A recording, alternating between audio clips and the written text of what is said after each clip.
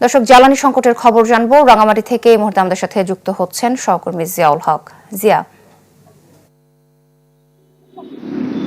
সোহেল, দর্শক যেমনটি বলছিলেন যে কয়েকদিনে যে তেলের যে বিশৃঙ্খলা, সেটি শৃঙ্খলা ফেরাতে সরকারি প্রশাসনের উদ্যোগে একটি নিয়ম বেঁধে দেওয়া হয়েছে। 3 দিন করে ডিজেল এবং 3 দিন করে অকটেন দেওয়া হবে। তবুও এই শৃঙ্খলার এখনো পর্যন্ত ফেরানো সম্ভব হচ্ছে না। কারণ হচ্ছে যেই পরিমাণ চাহিদা রয়েছে সেই পরিমাণে তেল সরবরাহ পাচ্ছে না পাম্পগুলো থেকে।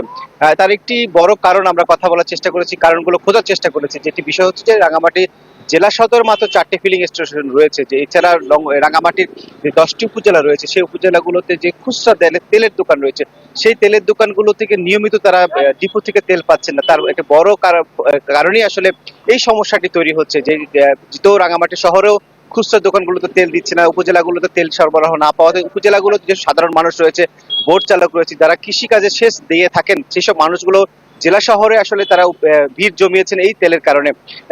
এই কারণে আসলে মূলত যে মানুষের চাহিদা সেটি আসলে পূরণ করতে পারছে না পাম্পগুলোতে। তারপরও যে লম্বা লাইনে মানুষ তেল নিচ্ছে, তারপরও তেল যখন শেষ হয়ে যাচ্ছে, তারপর মানুষের তেল নেওয়ার লাইনও শেষ হচ্ছে না। আমরা দেখেছি যে রাঙামাটি, বনরূপা সহ যে 4টি পাম্পে আজকে ডিজেল বিক্রি করা হচ্ছে। তার যে দীর্ঘ লাইনের পরেও আসলে মানুষজনের আকাঙ্ক্ষা রয়ে গেছে তেল পাওয়ার আকাঙ্ক্ষা।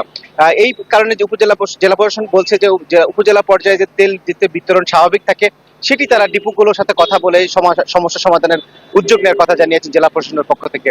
সোহেলি, এই ছিল রাঙামাটি থেকে আমার কাছে সবশেষ তথ্য।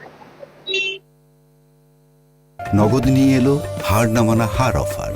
সর্বনিম্ন 10,000 টাকা রেমিটেন্স নগদে পাঠালে থাকছে স্বর্ণের হার জেতার সুযোগ।